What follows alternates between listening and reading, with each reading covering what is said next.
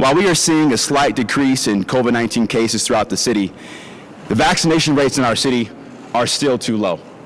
Only 46% of our residents are vaccinated. And frankly, that is not good enough. Our administration has set a broad goal of making sure that 60% of all of our residents are vaccinated by the end of the year. And today's forthcoming announcement will be a good step in the right direction for us to achieve that goal long term in our city. We have the tools, we can and must do better to stop the spread of COVID-19 all across our city. As Ahmad mentioned, we are weeks away from hosting the NBA All-Star Weekend. We will have visitors from all across the world coming to our fair city of Cleveland, Ohio. From February 18th to 20th, our great city will become the center of the basketball universe as we host the league's premier mid-season event during its 75th year anniversary. And as a basketball junkie, I'm really excited that our city will be hosting this year's All-Star festivities. Hosting an event of this scale allows us to showcase our city to tens of thousands of fans from all across the world to see the greatest basketball players on the planet play right here in Northeast Ohio. NBA All-Star will be an economic driver to help business recover from the impacts of the pandemic, and this is the boost our city desperately needs as we try to build the most inclusive comeback we can coming out of this COVID-19 pandemic. The Cleveland Sports Commission estimates that the NBA All-Star Weekend will have about $100 million of economic impact in Cleveland based on previous data we've seen from other host all-star cities from across the country. And while we are excited to host this global event, the health and safety of everyone connected to NBA All-Star 2022 in Cleveland is a top priority for my administration because we want to ensure that everyone involved has the best experience possible in addition to avoiding any unnecessary strain on our local health systems. Keeping this in mind, my administration has worked in concert with the NBA and the Cavaliers to develop health and safety protocols for all ticketed guests attending NBA All-Star Weekend events. The protocols are guided by the most recent recommendations from the CDC and the Cleveland Department of Public Health, with the shared goal of keeping Clevelanders and all of our guests safe and healthy during the festivities of the NBA All-Star Weekend. So I want to just walk you through the protocols we've outlined for the weekend. Before participating in any ticketed events, all guests age 5 and up will have to show proof one time of being fully vaccinated against COVID-19 or proof of having a negative COVID-19 test. The test can be either a negative PCR test 48 hours before the first event or a negative antigen test the day of their first event. Additionally, the city's mask advisory will remain in place throughout the weekend of NBA All-Star Weekend.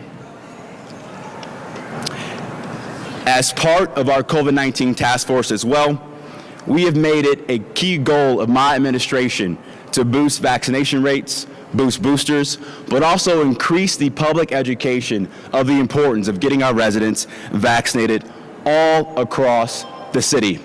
And this must be an all-hands-on-deck partnership between not only City Hall, but key community leaders across our city and across our region. And I'm here to announce that the NBA and the Cleveland Cavaliers are joining my administration to support that effort.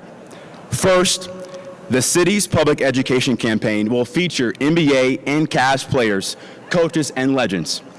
We will have special incentives for you to get your vaccine or booster, including all-star tickets, merchandise, and special autographed items, tickets to Cavs games, and more. Additional financial donations, resources, and support to aid citywide testing and vaccine efforts will also be included as part of this partnership. Through our work with the NBA and the Cleveland Cavaliers, they have agreed to donate over 10,000 rapid antigen tests and over 25,000 N95 masks to the citywide COVID task force for distribution to schools and community-based organizations. In addition, the NBA has agreed to give a financial contribution of $100,000 to the Cleveland Foundation's Funders Collaborative to support our COVID-19 recovery efforts as well too. We will also be working with the NBA and the Cleveland Cavaliers to do pop-up vaccination clinics in the hardest hit neighborhoods across Cleveland to make sure that our communities, particularly our communities of color, get vaccinated and get boosted so we can stop the spread of COVID-19. That deserves a round of applause, I believe.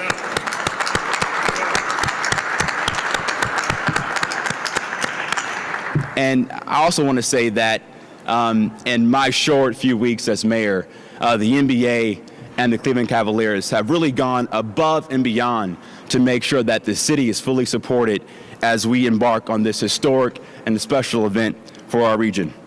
Beyond these health and safety measures and contributions, the NBA, as well as the NBA Players Association, are dedicated to leaving a lasting economic and social impact that extends beyond February's events and will help contribute to our city's economic recovery moving forward.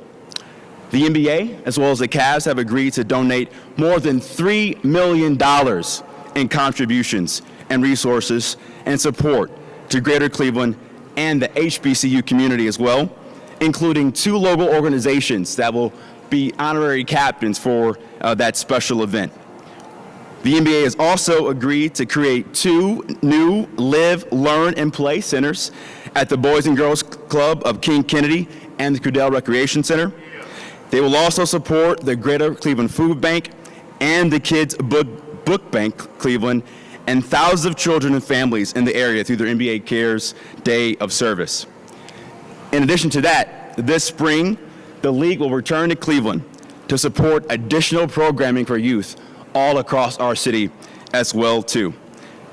And the other thing I'm really excited about is the NBA, in addition to the Cavs, also understand the importance of voting rights and civic engagement in Cleveland, and have agreed to give additional $45,000 contribution to Cleveland Votes and a $35,000 contribution to Freedom Block right here in Cleveland as well too, as part of their investment efforts in this partnership. Another round of applause for that as well too.